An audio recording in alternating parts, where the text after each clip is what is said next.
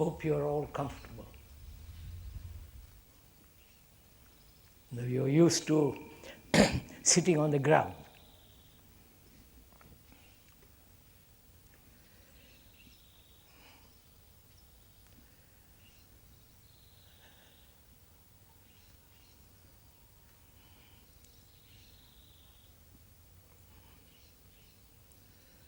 You know, wherever you go in the world, life is becoming rather dangerous. And there is a great deal of disorder, politically, economically, and socially. Nobody seems to bring about order in all this mess. And human beings have many, many, many problems, psychological as well as problems of relationship, problems of meditation, problems of death, and so on. And we are going to, during these 6 talks or 4 discussions, go into all these matters carefully, perhaps in great detail. And before we go into all those, I think it would be wise if we could think over these matters together.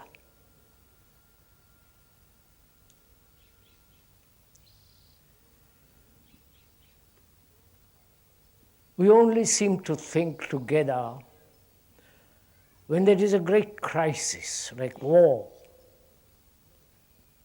or great earthquakes, and epidemics. And the moment they are over, we return to our own particular little desires, petty reactions, our own little conflicts, our own personal problems. We never seem to think together. And I think it is very important, if I may, that we should go into this matter first before we go into the human problems, which are very, very complex, that need resolution, that needs human endeavor and clarity. So if we may this morning go into this question of what it is to think together.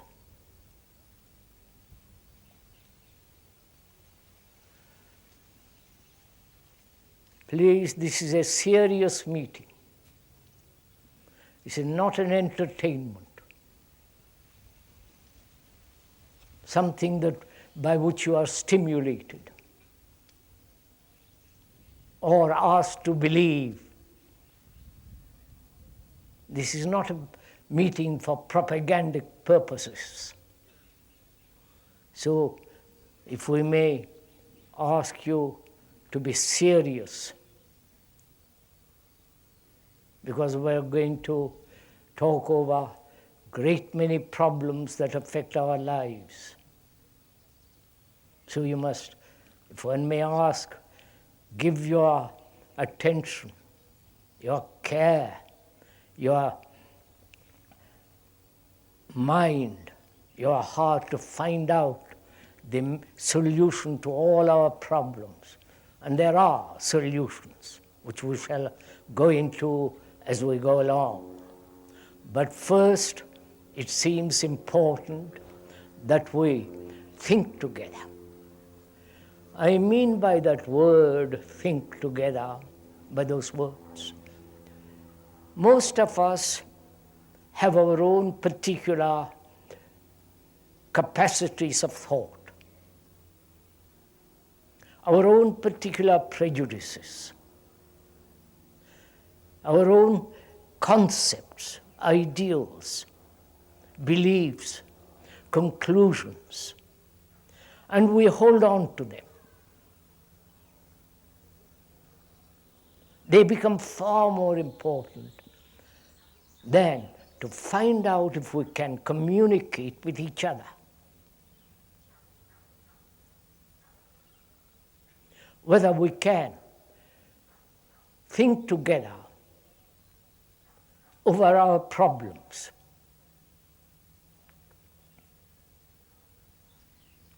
Problems which demand that we both of us together investigate, explore,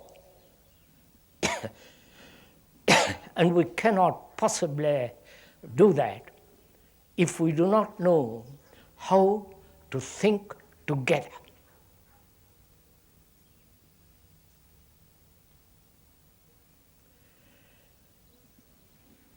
First, it behoves us naturally that each one of us, if we are to think together, should drop our particular prejudices, your particular experience, your conclusion, your concepts, your ideals, even your experience. Then only we can meet each other. I think that's fairly obvious, though perhaps some of you may have not thought about this matter at all. That where there is to be any kind of communication with each other, there must be no barriers in sharing the problems together. No opinions, which is very difficult for most people. Because minds are full of opinions about this and that, about politics, about religion, about everything. We are not free to observe our own problems.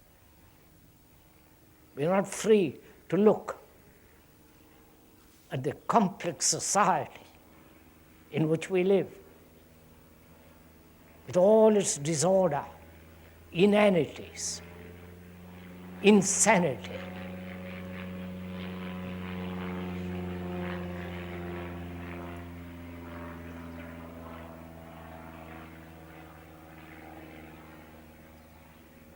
So can we, this morning, think together, which means that you must, if you will, if you're serious, put aside for at least an hour your particular experience, your particular opinion, one's own special reactions, which are generally rather petty, so that both of us can observe, think together, so that our minds are capable of investigating together our innumerable complex problems. Can we do that?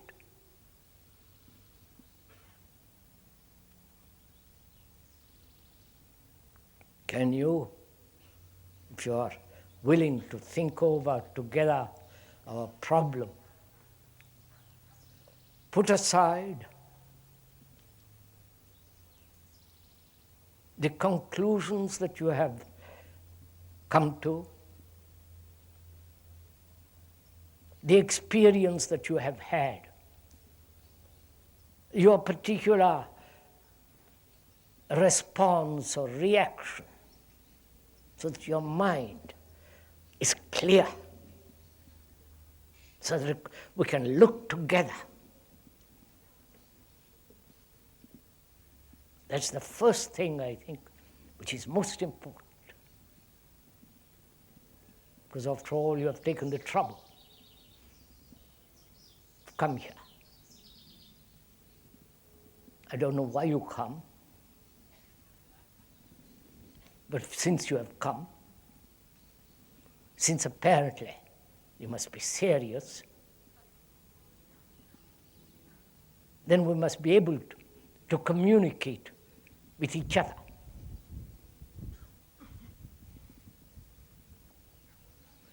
Which means that we must be able to think together. We are not persuading you to think what the speaker wishes to convey. He's not asking you to believe what he says or convert you to a particular ideal belief concept. On the contrary,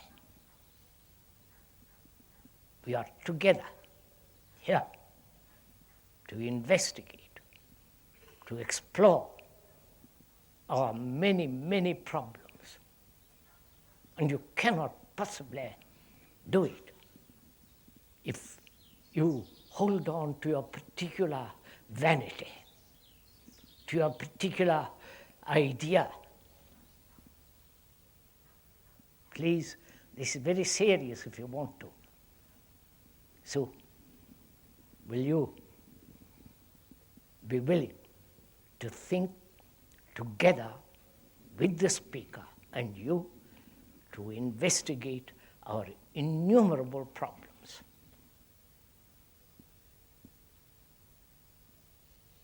I hope that's clear. You may not agree. You may not accept. But if you are willing to think together with the speaker, then can go very far.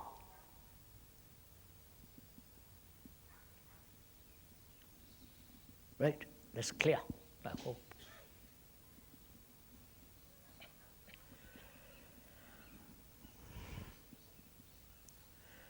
We accept, I think, the way we live.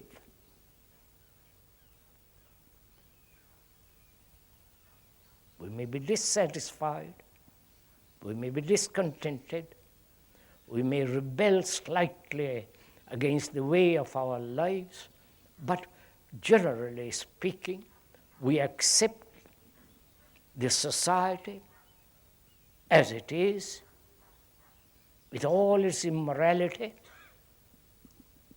with its disorder, with its extraordinary dangers that are taking place, with all the political nonsense, the divisions of people, religion, and otherwise.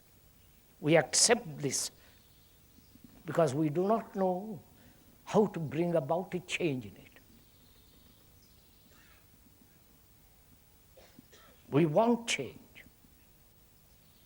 Any intelligent man aware of all the problems of mankind right throughout the world, a man who is intelligent and aware, asks naturally that the society must change, must bring about some kind of decent order.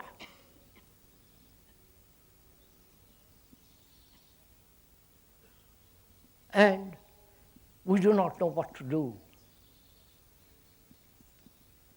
The world is too much. The pressures are much too great. The demands of our daily life, earning bread and butter, all the rest of it, are excessively urgent.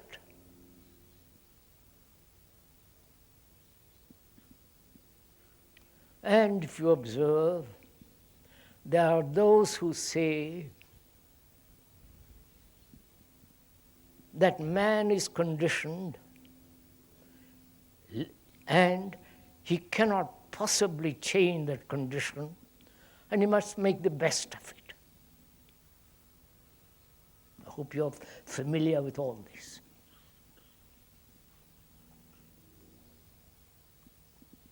Make the best of what there is of it. Make the best of the society. The human mind is conditioned. It cannot possibly change. There is a great school of that who believe in that human mind is conditioned through many, many years and cannot possibly break through.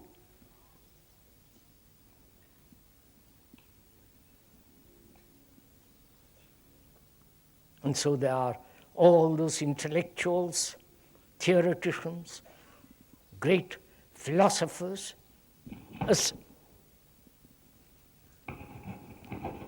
sorry.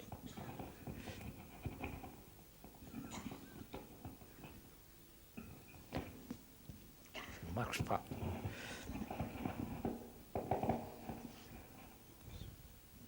Sorry. Assert that the human consciousness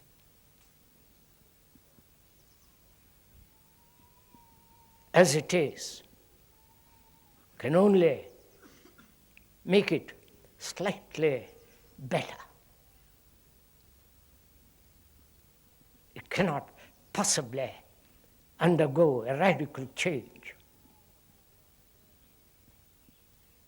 There are those also who say make the best of our society, reform it, better politicians, vote more sanely, and so on. And there is a whole religious group, and I'm sorry to use the word religious, because most people rather despise that word. There are those religious people who say you cannot possibly make a paradise on earth, only in heaven.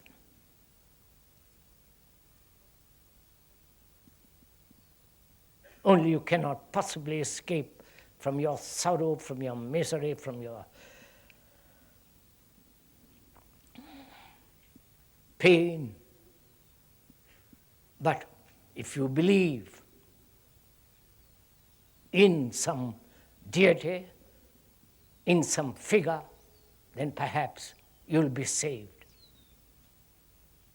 These are all taking place in the world, actually. We are not describing something which is non-existent. And there are those who want to bring about a physical revolution. The communists, the terrorists, the revolutionaries. And as one observes throughout the world,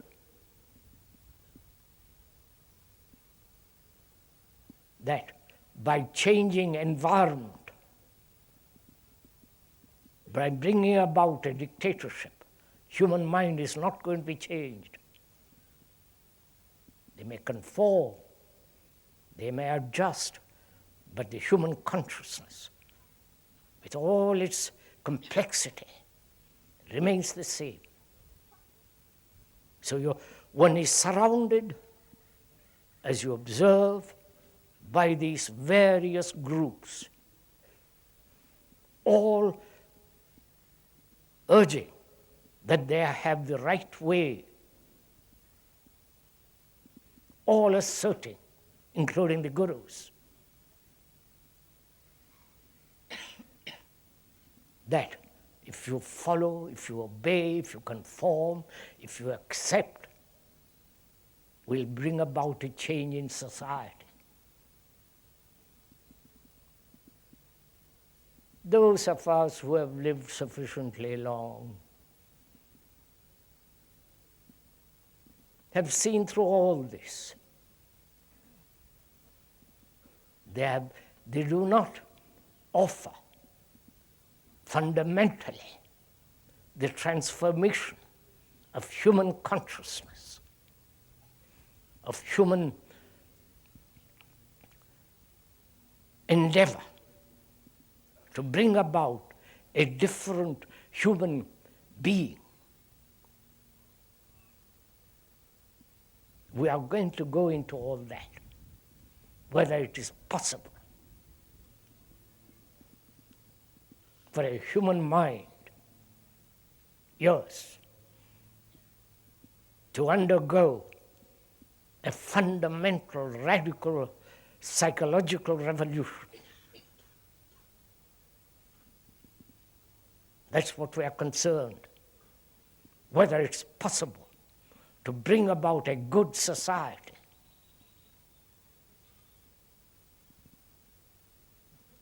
You know, ancient Hindus, the Greeks and the Egyptians, the ancient ones, have all demanded this, that there must be a good society.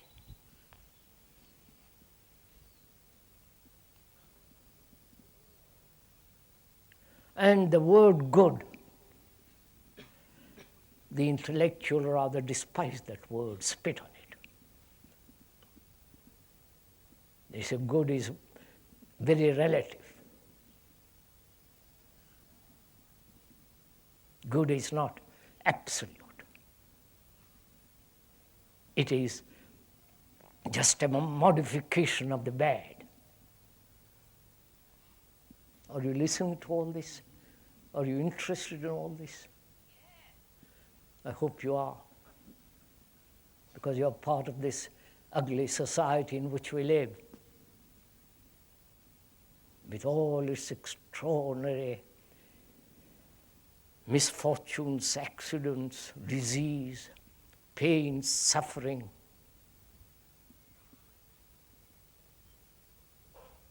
And if you're not interested, you're not a human being, obviously.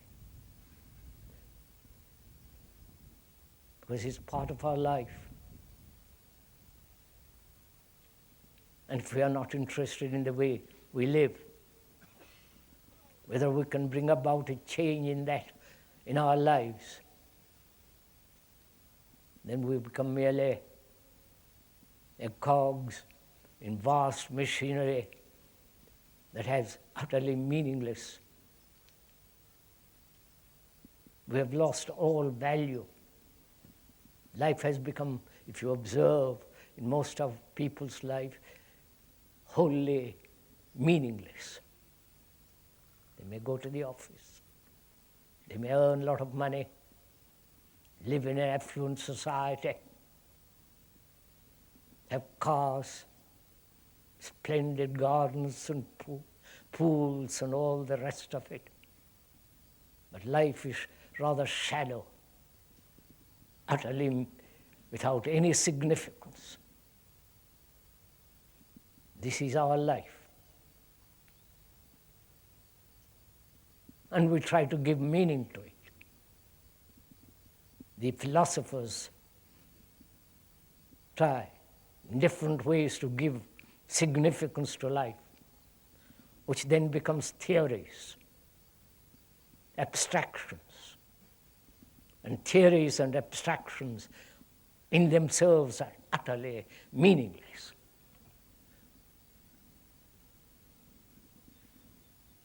So please bear in mind, if I may point out, that we are thinking together. We are not listening to a speaker who may have certain ideas,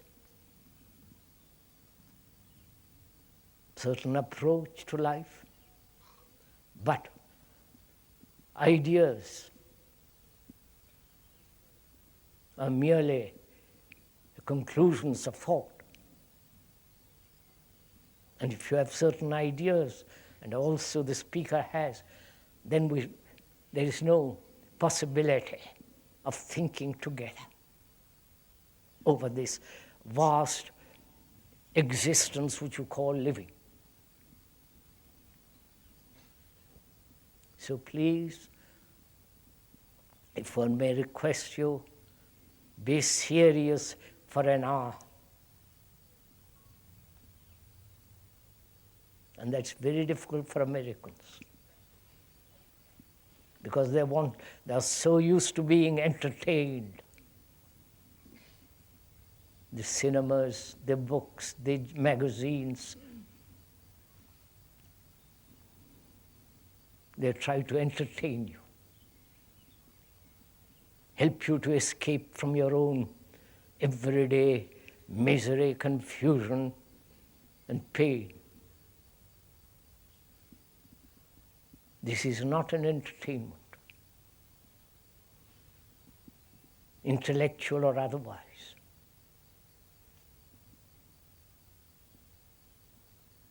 You have to put your mind and your heart into this to understand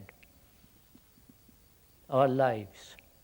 So we must be able to think together.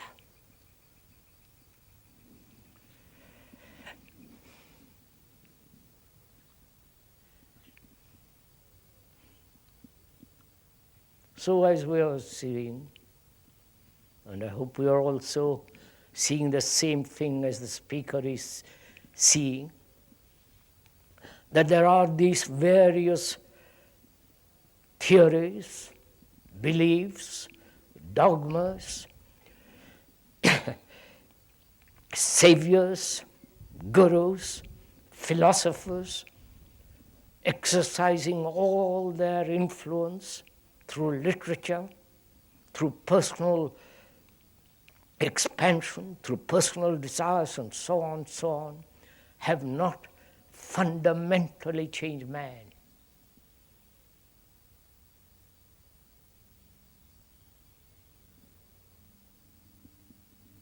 And when asked why has not man, when we use the word man, we also include the ladies, the women, so don't get upset when we talk man.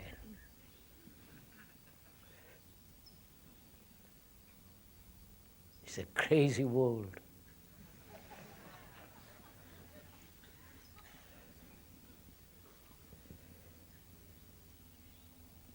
Why has not man, woman been able to change? He changes little here and there.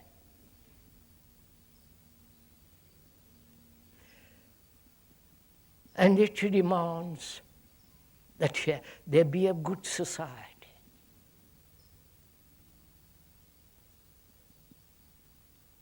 He wants order, not only in himself, in his relationship, however intimate or otherwise. He wants some kind of peace in the world.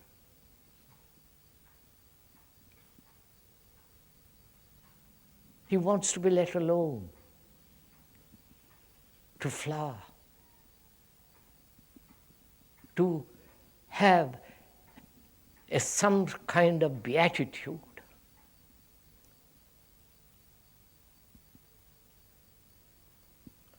This has been man's demand, if you observe, throughout history, from the ancient of days. And yet man, the more he becomes civilized, the more he's creating disorder, the more wars. Earth has not known a period when there has been no war, man killing man, one religion destroying another religion, one institution dominating, destroying other institutions, one organization suppressing others. This constant, everlasting struggle. I do not know if you are aware of all this. If you are, don't you ask ever if it is possible to live in this world, not run away from it, not go off into a commune or become a hermit or a monk, but to live in this world sanely, happily, intelligently, without all this battle going on, inwardly and outwardly.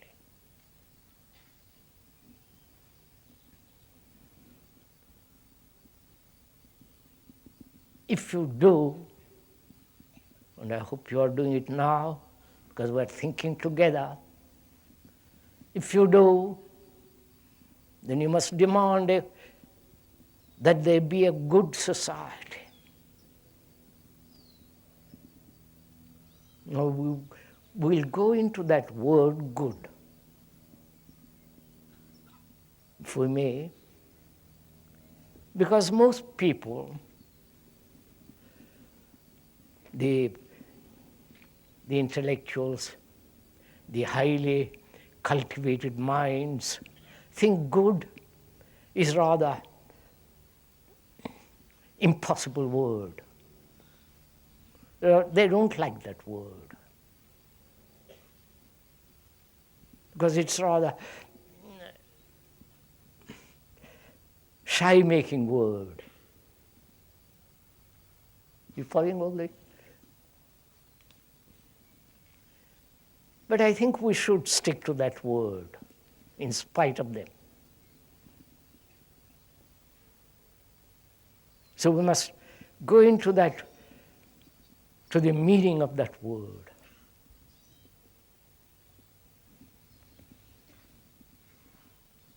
To be good.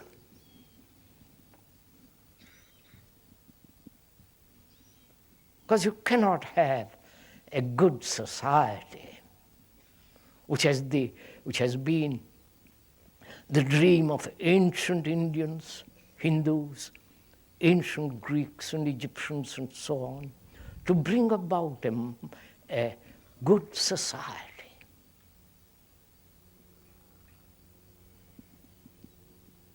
And a good society can only exist when there is a good man.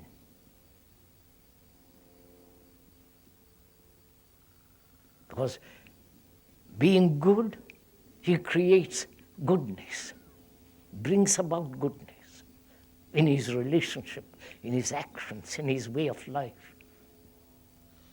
So we must be very clear in the understanding of that word, good.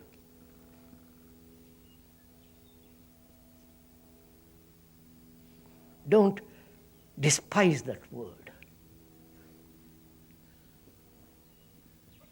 Good also means that which is beautiful.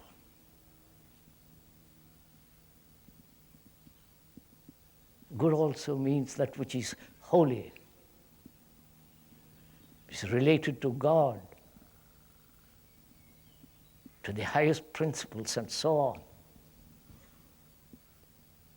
So, that word good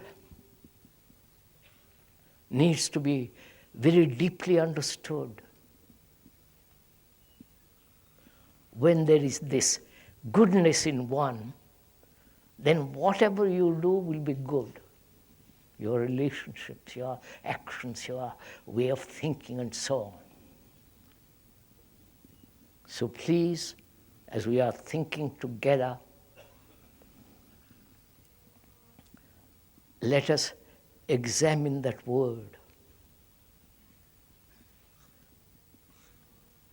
Because one may immediately capture the whole significance of that word.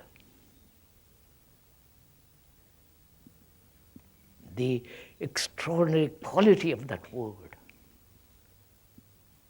Instantly. But generally people don't. They want an explanation of what it is to be good. The speaker is not ashamed to use that word. You may spit on it. Generally, the intellectuals do. They say such thing doesn't exist anymore. We're going to find out what it means.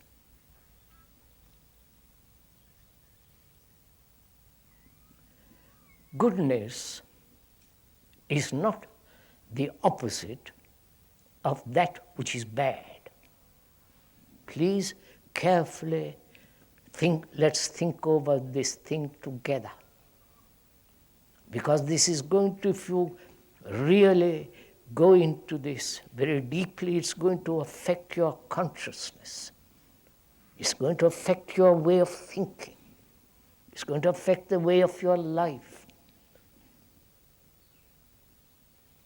So please give little attention to the understanding of that word.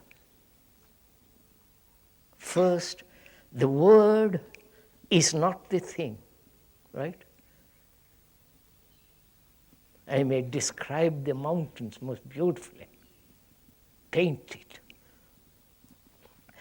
make a poem, but the word, the description, the poem is not the actual. But we're generally carried away emotionally, irrationally, by the description, by the word. So please, we are pointing out the word is not the actual. So we are saying goodness is not related to that which is bad.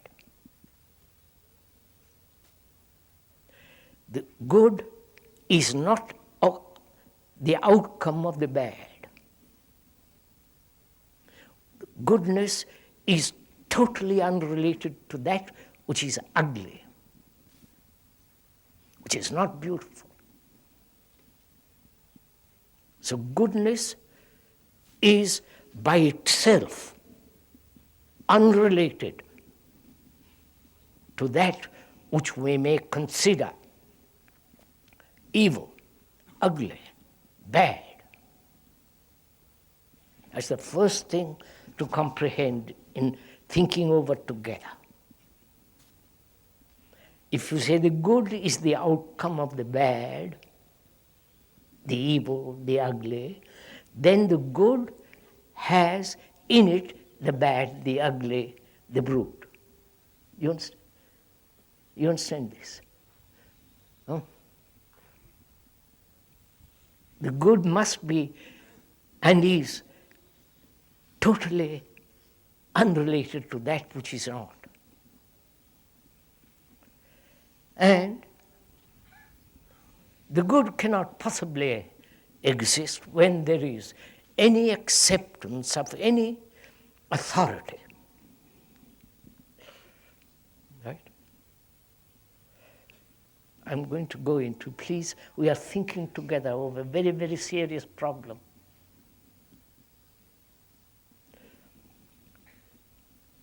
Authority is very complex. There is the authority of law, which man has put together through many, many centuries. There is the law of nature. There is the law of our own experience, according to which we obey, according to the law of our own petty reactions which dominate our lives. Then there is the law of institutions, the law of organized beliefs, which are called religions, dogmas. We are saying goodness is totally unrelated to every form of authority.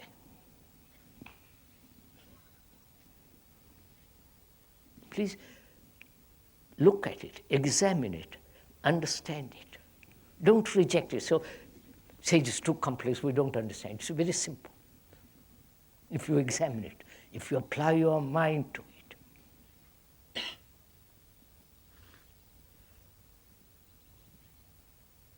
Goodness is not the pursuit of conformity. If you conform to a belief, to a concept, to an idea, to a principle, that's not good, because it creates conflict. The essence of goodness is a mind that is not in conflict. Examine it, look at it. Goodness cannot flower through another, through a religious figure, through dogma, through belief. It can only flower in the soil of total attention, in which there is no authority. You're following all this? Is this all too complex?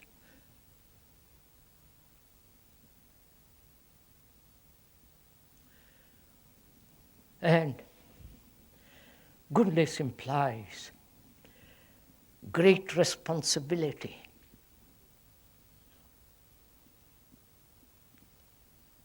Can't be good and allow wars to take place. So a man that is really good is totally responsible for all his life. So we'll go into that. So we're asking, can a man who has lived in a society where the pressures of institutions, pressures of belief, pressures of authoritarian religious people, can such a man be good?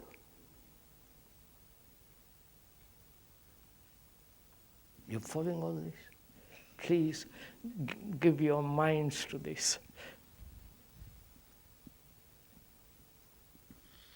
Because it's only if you are good, if you, as a human being, totally and absolutely good, absolutely, not partially, then we'll create a different society, a good society.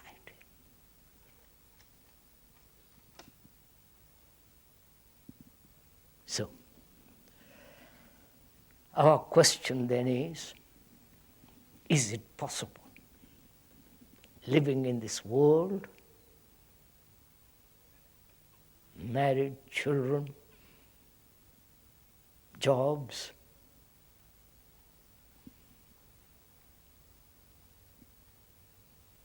is it possible to be good?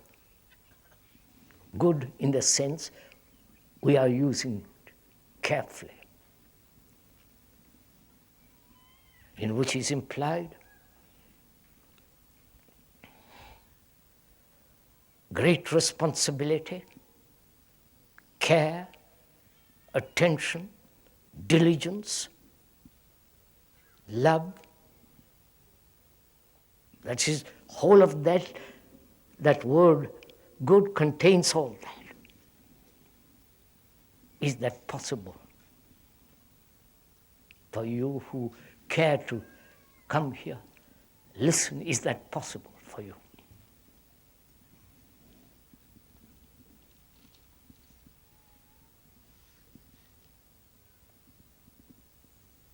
If it is not possible, then you accept the society as it is.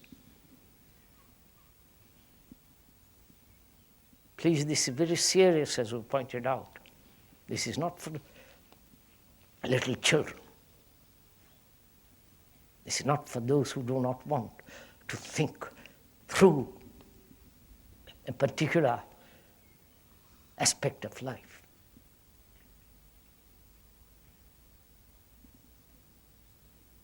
This demands your attention. That means your energy. Human beings have plenty of energy. When they want to do something, they do it. This demands immense energy. That is, if we want to create a different society, a society which is essentially good, in the context which you are using that word.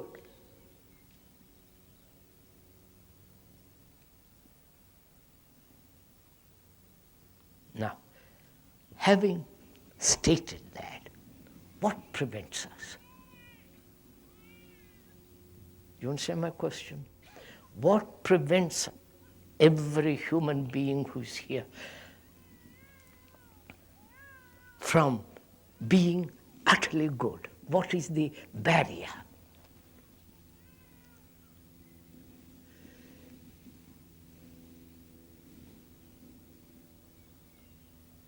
What is the block? Why don't human beings be utterly, sanely good?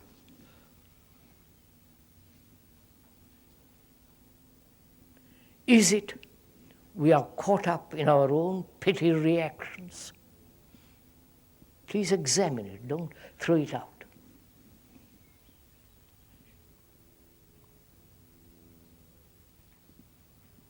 Our reactions. Which I like, I don't like, I'm angry, reaction, sensory reactions, which gradually become psychological facts, which we accept. But all reactions, sensory as otherwise, are really very petty and shallow. Is that what's preventing us? Please, this is not a group therapy. The speaker has a particular abomination for that kind of nonsense. We are thinking together. We are investigating together. We are not accepting what the speaker is saying or denying it, but finding out. Find out when one must apply one's energy. If one is satisfied with the world because you have money, you've got a car, a nice wife or a husband, and everything is satisfactory, then you're just a non-existent human being. It's a man who observes, who realizes what the world is, and he is the world, but the world is not different from him. He has created that world. He has created that society. He has created the religions with their dogmas, rituals, with their separatisms, with their factions, with their innumerable dogmas and beliefs. Human beings have created it. Is that what is preventing us? Because you believe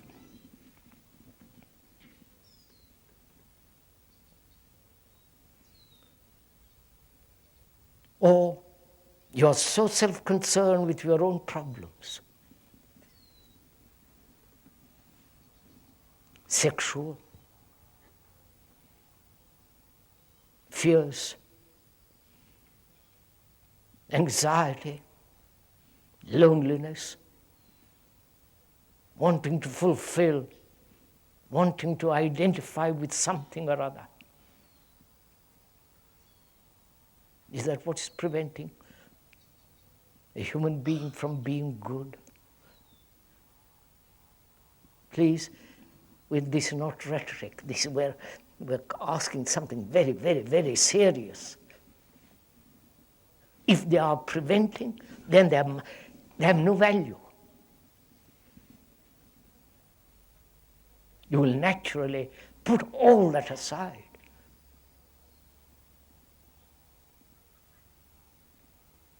Because you see that to bring about this quality of goodness,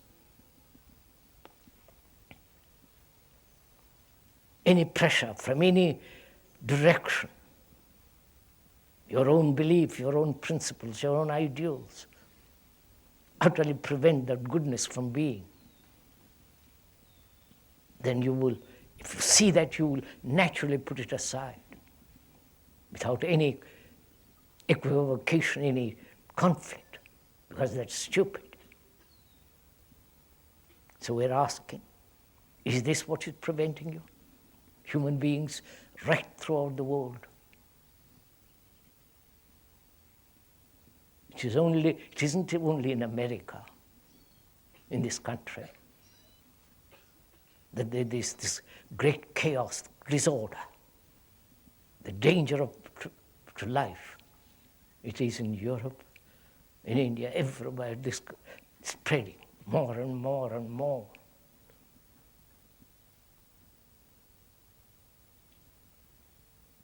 And any man, any serious observer of himself as well as the world must be asked this question.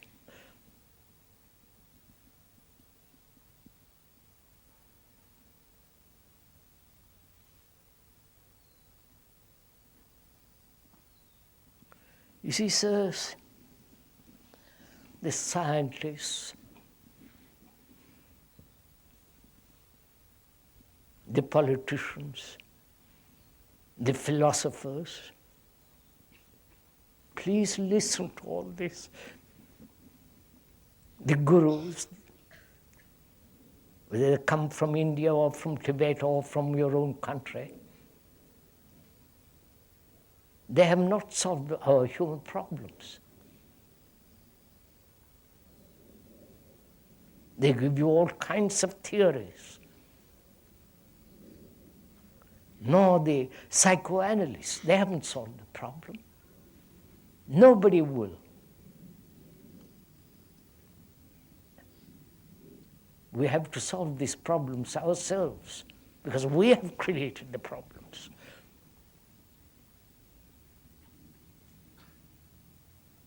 And we are unfortunately unwilling to look at our own problems,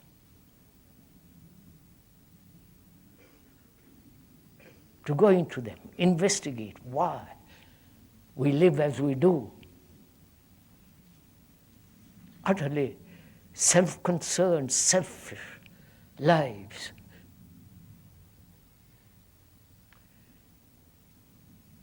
So we are asking, why do we human beings live the way we are living?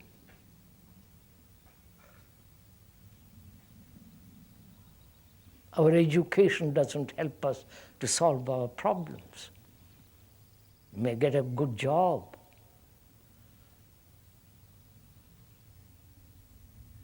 You may call yourself a doctor, PhD, and so on, so on. But your own their own lives our lives are not changed by them.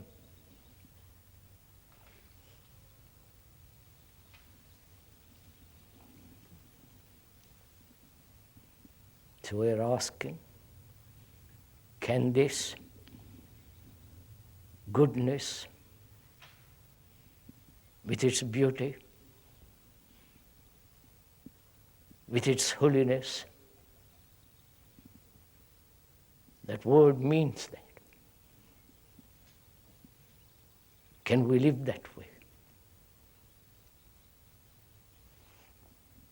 And if we cannot, then we will accept this increasing danger of chaos to our own lives, to our children's lives, and so on, down the line.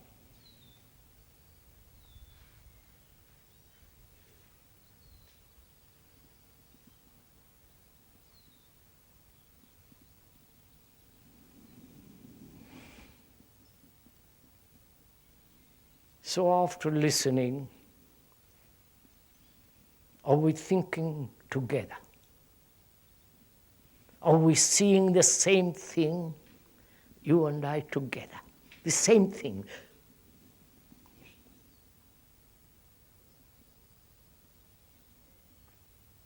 Or we have explanations for all this.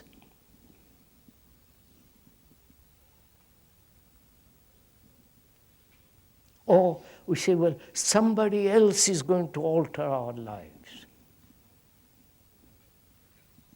An external force, external agency, God, ideas, principles. Are they going to change our lives? So far they have not, and they never will, because ideals, concepts, images, all those are self-created, created by human beings, out of their own confusion, out of their own misery, out of their own ugliness, confusion. So you see, we are deceiving ourselves all the time.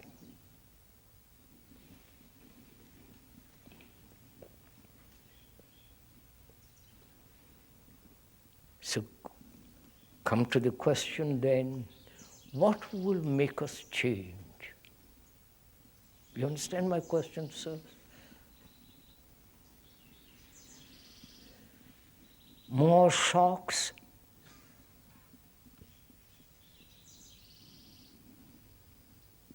More catastrophes?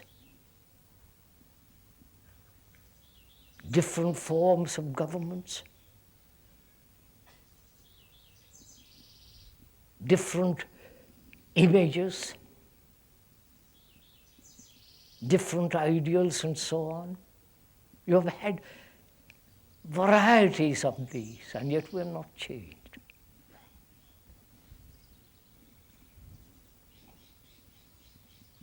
More sophisticated, better education. The more civilized we are becoming. Civilized in the sense more away from nature, we are becoming more inhuman, right?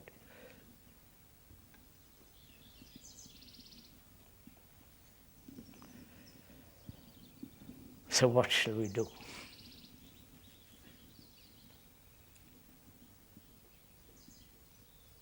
As none of the things outside of us is going to help, including all the gods,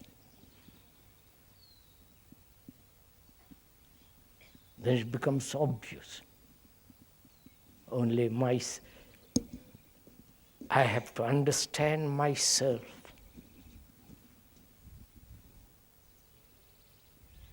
I have to see what I am and change myself radically. Then goodness comes out of that. Then one can create a good society. So are we willing to go into this question, to know oneself?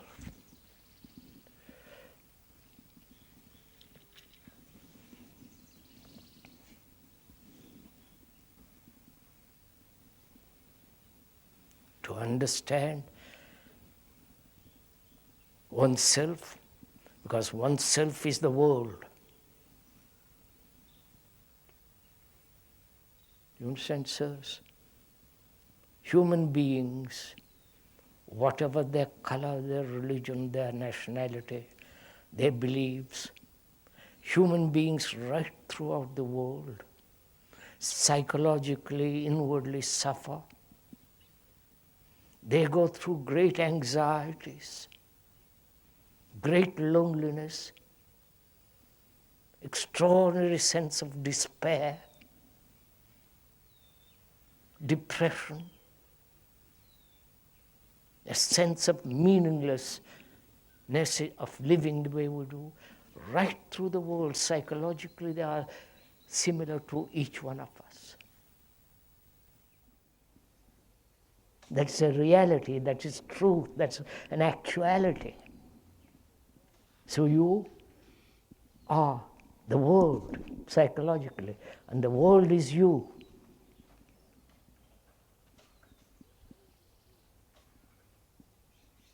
So when you understand yourself, you're understanding the whole human structure and nature.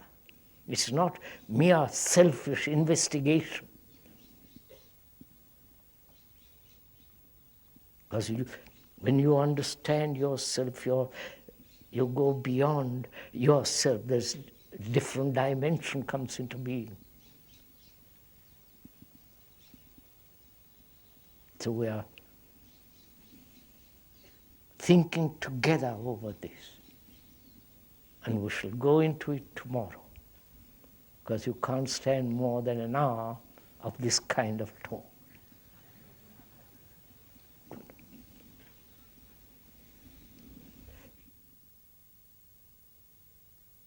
May I get up and go now?